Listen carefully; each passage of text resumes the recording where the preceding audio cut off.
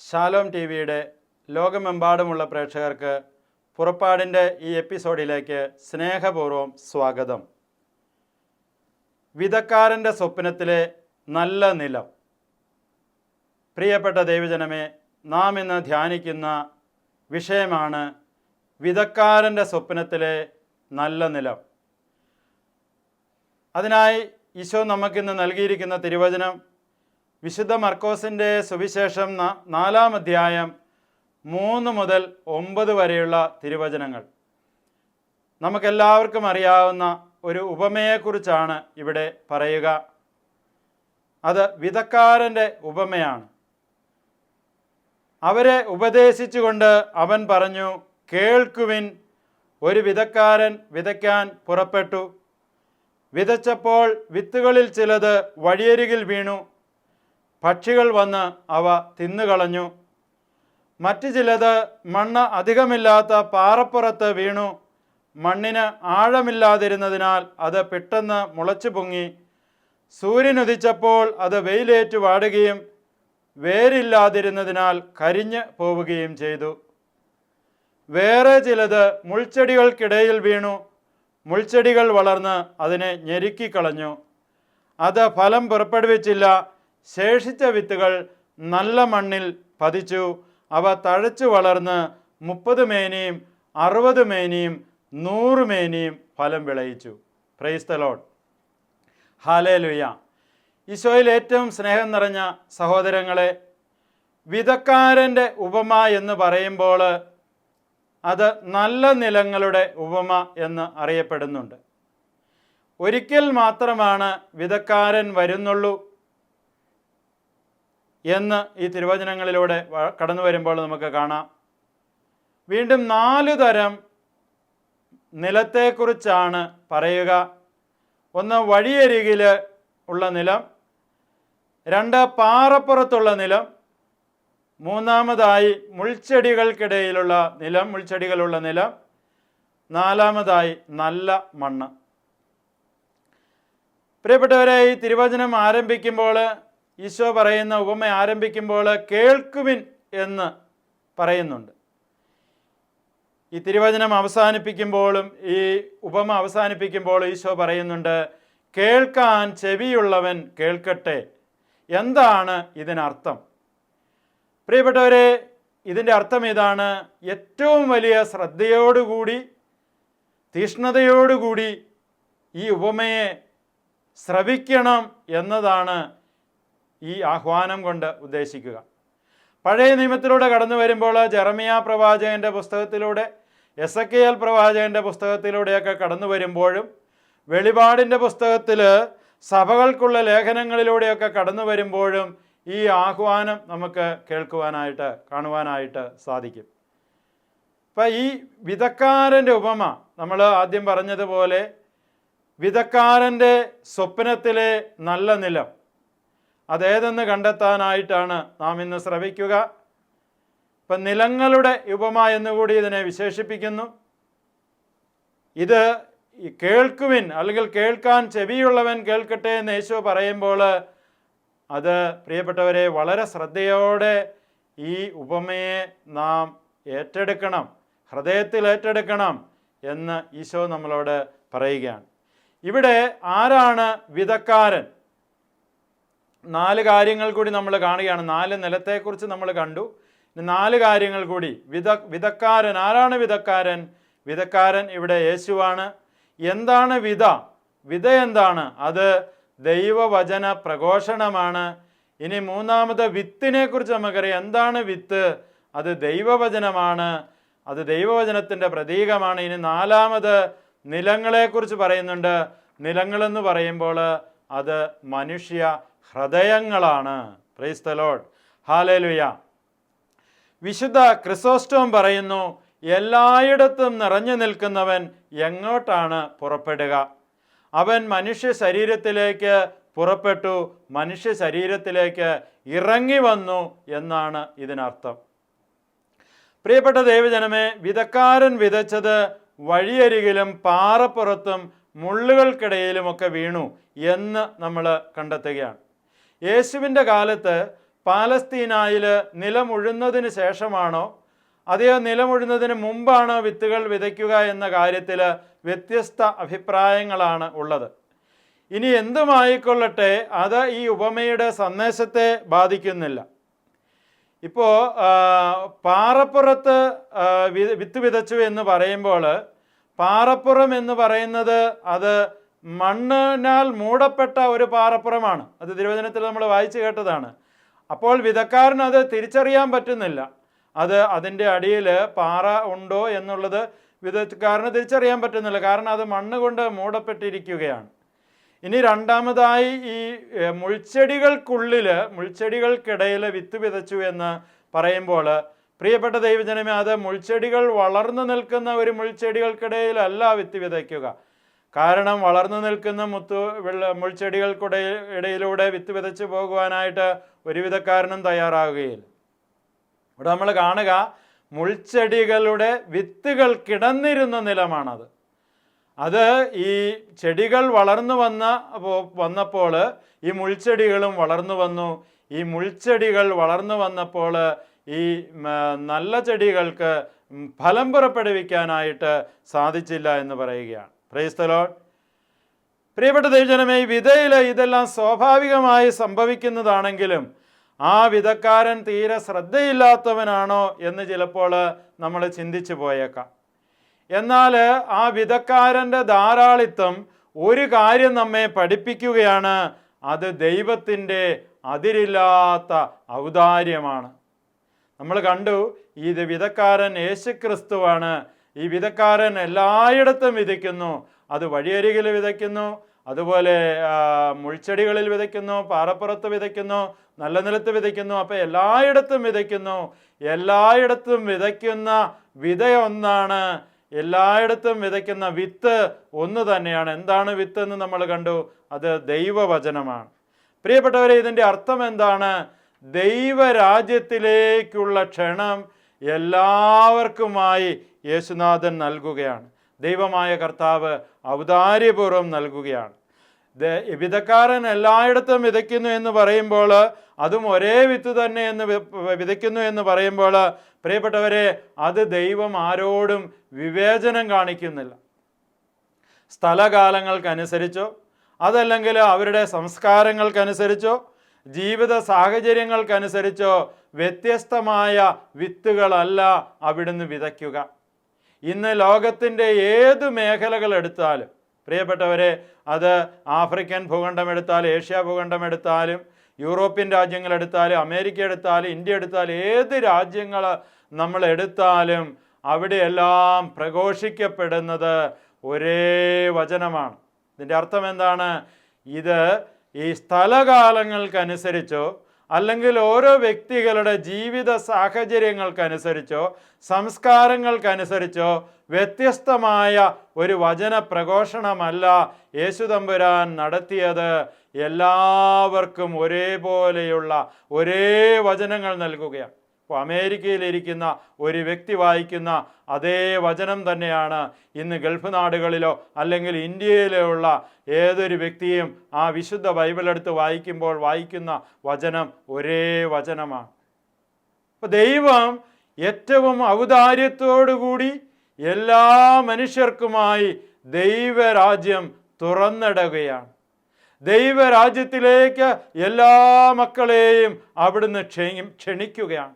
ഇത് തമ്പുരാൻ്റെ വലിയ ഔദാര്യമാണ്.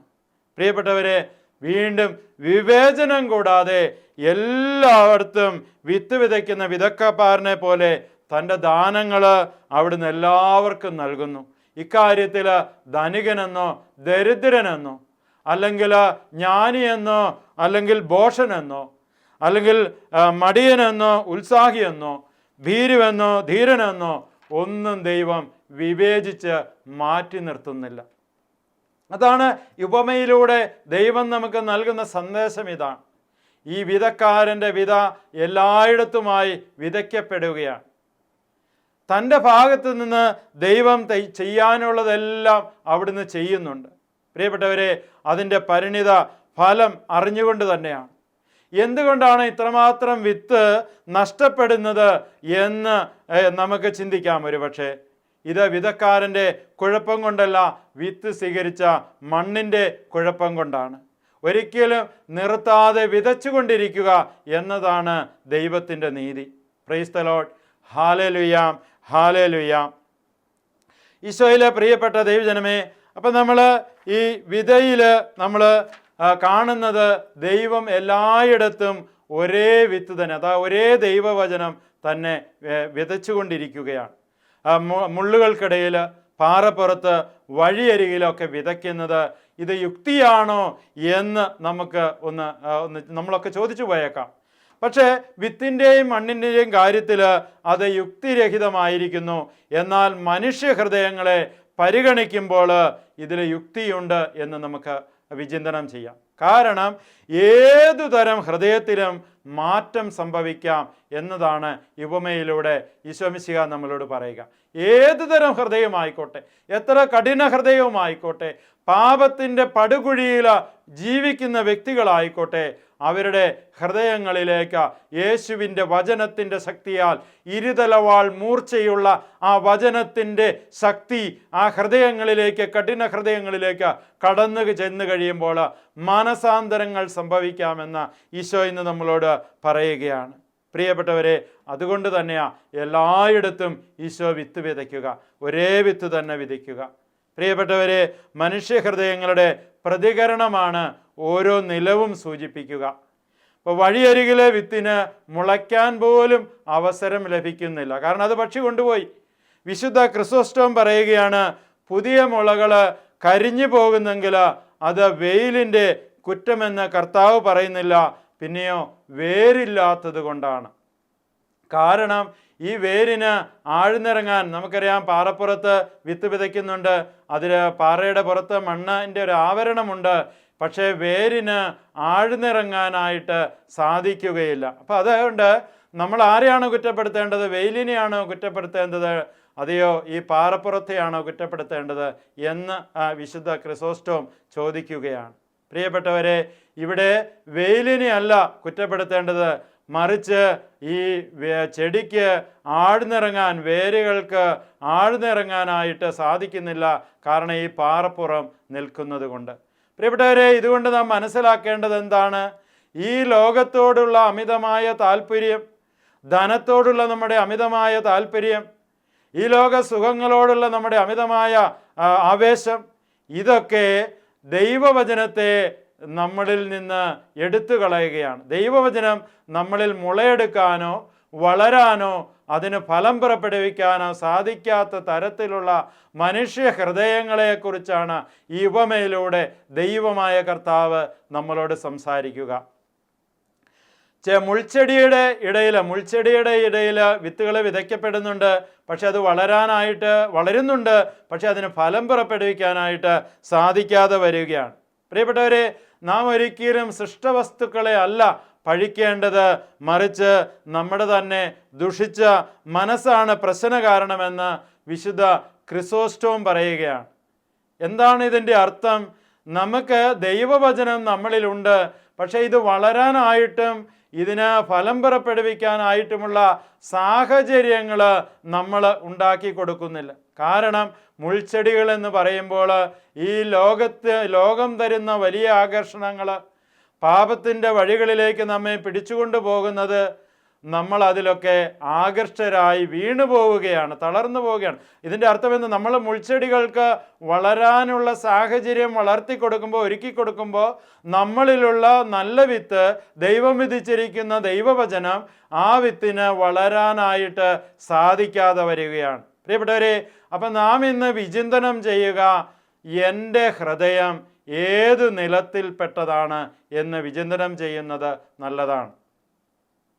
പാറപ്പുറം എന്ന് പറയുമ്പോൾ പ്രിയപ്പെട്ടവരെ, അത് പരുക്കൻ മനസ്സിനെയും അല്ലെങ്കിൽ നിസ്സംഗതയെയും ശ്രദ്ധക്കുറവിനെയും ഒക്കെ സൂചിപ്പിക്കുകയാണ്. വഴിവെക്ക എന്ന് പറയുമ്പോൾ അത് പരുക്കൻ മനസ്സ്, നിസ്സംഗത അല്ലെങ്കിൽ ശ്രദ്ധക്കുറവ്, ഇതുകൊണ്ടൊക്കെ നമ്മളിൽ വചനം വളരാനായിട്ട് സാധിക്കുന്നില്ല. ഇനി പാറപ്പുറം എന്ന് പറയുമ്പോൾ നമ്മുടെ തന്നെ ബലഹീനതകളെയാണത് പരാമർശിക്കുന്നതെന്ന് വിശുദ്ധ ക്രിസോസ്റ്റോം പറയുന്നുണ്ട്. പ്രിയപ്പെട്ടവരെ, പാറപ്പുറത്തെ വിത്തിന് ആഴത്തിൽ വേരോടാനായിട്ട് സാധിക്കുന്നില്ല. മുൾച്ചെടികൾക്കിടയിൽ വീണ വിത്തിന് ഫലം പുറപ്പെടുവിക്കാനും സാധിക്കുന്നില്ല. പ്രിയപ്പെട്ട ദൈവജനമേ, നാം ഇന്ന് വിചിന്തനം ചെയ്യുക, എൻ്റെ ഹൃദയം ഇതിലെ ഏത് നിലത്തിന് നമുക്ക് ഉപമിക്കാനായിട്ട് സാധിക്കും? ഒരു വഴിയരികിലെ വിത്ത് വിതയ്ക്കപ്പെട്ടതുപോലെ ഉള്ള ഒരു മനസ്സിൻ്റെ ഉടമയാണോ ഞാനെന്ന് വിചിന്തനം ചെയ്യുക. ഒരു പരുക്കൻ മനോഭാവവും നിസ്സംഗതയും ശ്രദ്ധക്കുറവും, പ്രാർത്ഥനയില്ലാത്ത ജീവിതം, കൂദാശാ ജീവിതമില്ല, പള്ളിയിൽ പോകുന്നില്ല, കുടുംബ പ്രാർത്ഥനയില്ല, ബൈബിൾ വായിക്കുന്നില്ല, ജപമാല ചൊല്ലുന്നില്ല, അങ്ങനെ ഒരു ശ്രദ്ധക്കുറവുള്ള ഒരു ജീവിതമാണ് നാം നയിക്കുന്നതെങ്കിൽ നമ്മളിൽ വിതയ്ക്കപ്പെട്ട വിത്ത് അത് പക്ഷികൾ കൊണ്ടുപോകും എന്ന് പറഞ്ഞാൽ അത് നമ്മളെ തളർത്തിക്കളയുകയാണ്. നമ്മളിൽ നിന്ന് ആ വചനം മാറിപ്പോയി, വചനം എടുത്തു മാറ്റപ്പെട്ട് നമ്മൾ ഈ ലോകത്തിന് അനുരൂപരായി ജീവിക്കാൻ തുടങ്ങും. അത് പൈശാചിക ശക്തി നമ്മളെ വലിയ കെണികളിൽ കൊണ്ട് എത്തിക്കുകയും അത് നമ്മുടെ ആത്മാവിൻ്റെ നാശത്തിന് കാരണമായി തീരുകയും ചെയ്യും. Price the Lord. Hallelujah, hallelujah. പ്രിയപ്പെട്ടവരെ, വഴിവക്കിൽ ഉള്ള ആ ചെടിക്ക് അല്ലെങ്കിൽ വഴിവക്കിൽ വിതച്ച ആ വിത്തിന് അതിന് വേരേ ഉണ്ടായിട്ടില്ല, വേരുണ്ടാകാനുള്ള സാഹചര്യമേ ഉണ്ടായിട്ടില്ല. അപ്പം ആ രീതിയിലുള്ള ഒരു മനസ്സിൻ്റെ ഉടമയാണോ ഞാൻ എന്ന് ഒന്ന് വിചിന്തനം ചെയ്യുന്നത് നല്ലതാണ്. രണ്ടാമത്, പാറപ്പുറം എന്ന് പറയുമ്പോൾ അത് പുറമെ മനോഹരമായ ഒരു മണ്ണൊക്കെയുള്ള മനോഹരമായ ഒരു അവസ്ഥയൊക്കെ കാണുക, നല്ലൊരു നിലമൊക്കെ കാണുകയാണ്. എന്നാൽ അതിൻ്റെ അടിയിൽ എന്താ? പാറപ്പുറമാണ്. നമ്മുടെ ബലഹീനതകൾ, നമ്മൾ വീണു പോകുന്നവരാണ്, തളർന്നു പോകുന്നവരാണ്.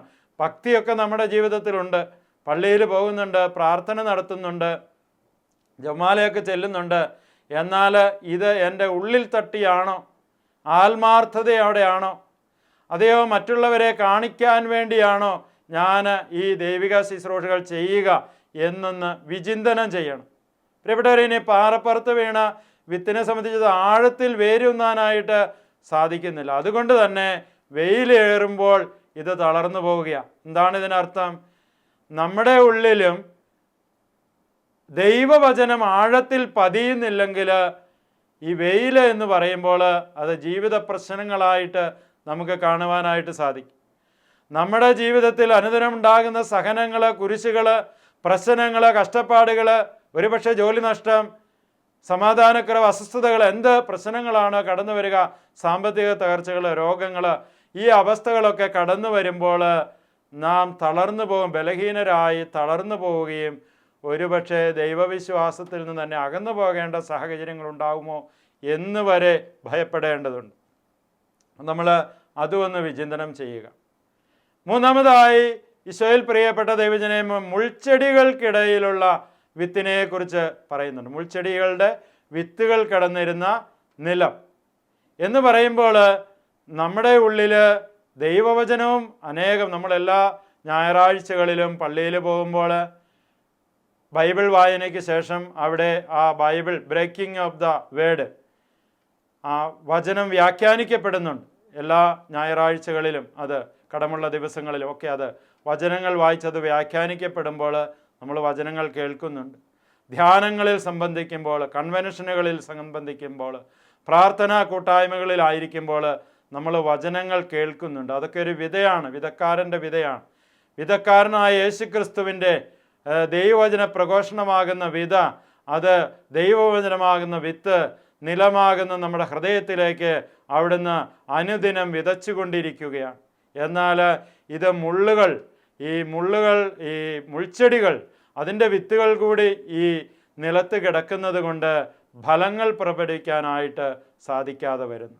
പ്രിയപ്പെട്ടവരെ, ഈ മുൾച്ചെടികൾ ഏതൊക്കെയാണെന്ന് കണ്ടെത്താനായിട്ടുള്ള ഒരു പരിശ്രമം നമുക്കുണ്ടാകണം.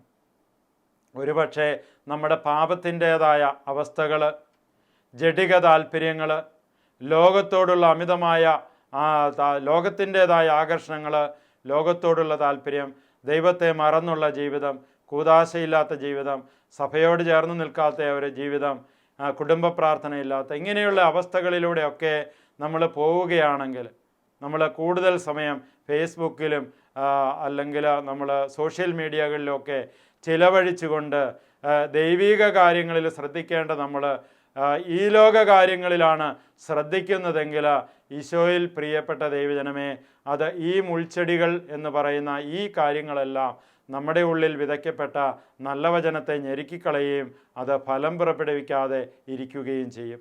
നമ്മൾ ധ്യാനിച്ച, നമ്മൾ കണ്ട വിഷയം എന്തായിരുന്നു? വിതക്കാരൻ്റെ സ്വപ്നത്തിലെ നല്ല നിലം. അതെന്താണ്?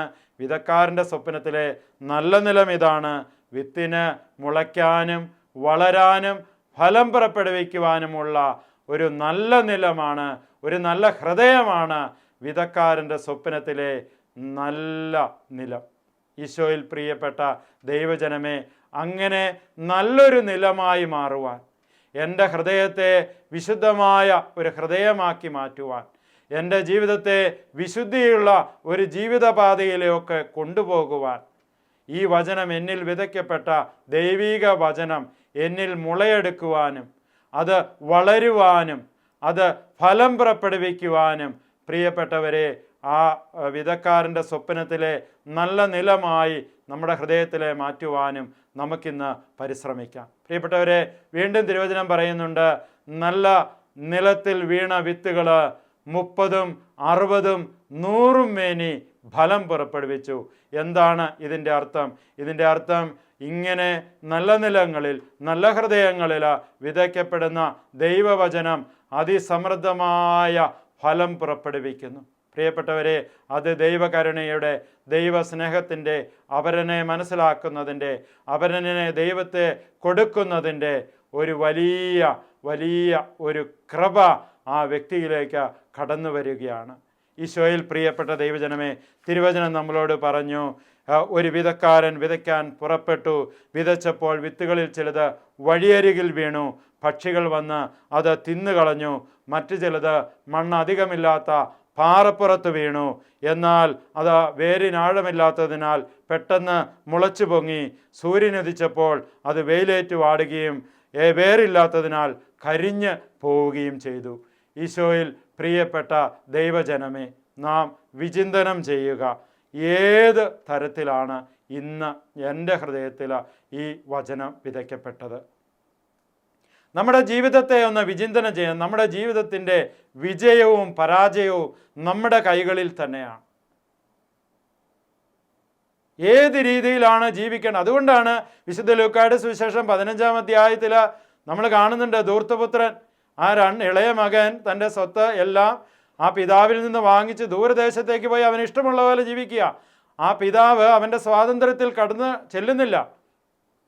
വീണ്ടും അവൻ പന്നിക്കുഴിയിലെത്തി അവിടുന്ന് തിരിച്ച് ഭവനത്തിലേക്ക് വരുമ്പോഴും അവനെ സ്വീകരിക്കുന്ന ആ പിതാവിനെയാണ് നാം കാണുക. പ്രിയപ്പെട്ടവരെ, അതുകൊണ്ടാണ് പറയുക, ഈ ലോകത്തിലെ ജീവിതത്തിൽ നമുക്കുണ്ടാകേണ്ട വിജയം അത് നമ്മുടെ കൈകളിൽ തന്നെയാണ്. ദൈവത്തോട് ചേർന്ന് ജീവിക്കുമ്പോൾ ഈ വിജയം നമുക്ക് സ്വായത്തമാക്കാൻ കഴിയും. നമ്മുടെ ഈ ലോക ജീവിതം കഴിഞ്ഞ് ദൈവിക തിരുസന്നിധിയിലേക്ക് നമ്മൾ മടങ്ങേണ്ടവരാണ്. അവിടെയും പ്രിയപ്പെട്ടവരെ, നമുക്ക് ദൈവത്തെ മുഖാഭിമുഖം കാണുവാനായിട്ട് ദൈവം നമുക്കായി ഈ ലോകത്തിൽ ഒരുക്കിയിരിക്കുന്ന ഈ ദൈവരാജ്യത്തിൻ്റെ ക്ഷണം സ്വീകരിച്ചുകൊണ്ട് ജീവിക്കുവാനായിട്ടുള്ള ഒരു പരിശ്രമം നമുക്കെടുക്കാം. ദൈവത്തോട് ചേർന്ന് ജീവിക്കാം. നമ്മുടെ ഹൃദയം ഒരു നല്ല നിലമായി മാറട്ടെ. പാറപ്പുറമായ ഒരവസ്ഥയാണെങ്കിൽ, വഴിയേരിയായ ഒരവസ്ഥയാണെങ്കിൽ, മുൾച്ചെടികൾ പടർന്നു പന്തലിച്ച ഒരവസ്ഥയാണെങ്കിൽ അവയെല്ലാം മാറ്റി വെട്ടിമാറ്റി ദൈവകൃപകളാൽ നിറഞ്ഞ്, ദൈവസ്നേഹത്താൽ നിറഞ്ഞ് സഭയോട് ചേർന്ന് നിന്നുകൊണ്ട് കൂദാശ ജീവിതം നയിച്ചുകൊണ്ട് മുന്നേറുവാനായിട്ട് ദൈവകൃപയ്ക്ക് വേണ്ടി നമുക്ക് പ്രാർത്ഥിക്കാം. പരിശുദ്ധ അമ്മ നമുക്ക് ഓരോരുത്തർക്കും വേണ്ടി മധ്യസ്ഥം വഹിക്കട്ടെ. സകല വിശുദ്ധരുടെയും മാലാഖ വൃന്ദങ്ങളുടെയും സ്വർഗവാസികളുടെയും മധ്യസ്ഥം നമുക്ക് യാചിക്കാം. ലോകമെമ്പാടുമുള്ള സകല ജനങ്ങൾക്ക് വേണ്ടി നമുക്ക് പ്രാർത്ഥിക്കാം. പരിശുദ്ധ അമ്മേ, ഞങ്ങൾക്ക് ഓരോരുത്തർക്കും വേണ്ടി അമ്മ പ്രാർത്ഥിക്കണമേ. നല്ല നിലങ്ങളായ ഞങ്ങളുടെ ഹൃദയങ്ങൾ നല്ല നിലങ്ങളായ വിതക്കാരൻ്റെ സ്വപ്നത്തിലെ നല്ല നിലമായി മാറ്റുവാനുള്ള കൃപ ഞങ്ങൾക്ക് ഓരോരുത്തരും ലഭിക്കുവാൻ അമ്മ ഞങ്ങൾക്ക് വേണ്ടി പ്രാർത്ഥിക്കണമേ. നന്മ നിറഞ്ഞ മറിയമേ, സുസ്തി, കർത്താവ് അങ്ങയോടുകൂടെ സ്ത്രീകളിൽ അങ്ങ് അനുഗ്രഹിക്കപ്പെട്ടവളാകുന്നു. അങ്ങയുടെ ഉദരത്തിൻ ഫലമായി ഈശോ അനുഗ്രഹിക്കപ്പെട്ടവനാകുന്നു. പരിശുദ്ധ മറിയമേ, തമ്പുരാൻ്റെ അമ്മേ, പാപികളായ ഞങ്ങൾക്ക് വേണ്ടി ഇപ്പോഴും ഞങ്ങളുടെ മരണസമയത്തും തമ്പുരാനോട് അപേക്ഷിച്ചു കൊള്ളണമേ. ആമേൻ. പിതാവിൻ്റെയും പുത്രൻ്റെയും പരിശുദ്ധാത്മാവിൻ്റെയും നാമത്തിൽ ആമേൻ. Praise the Lord. ഹല്ലേലൂയ.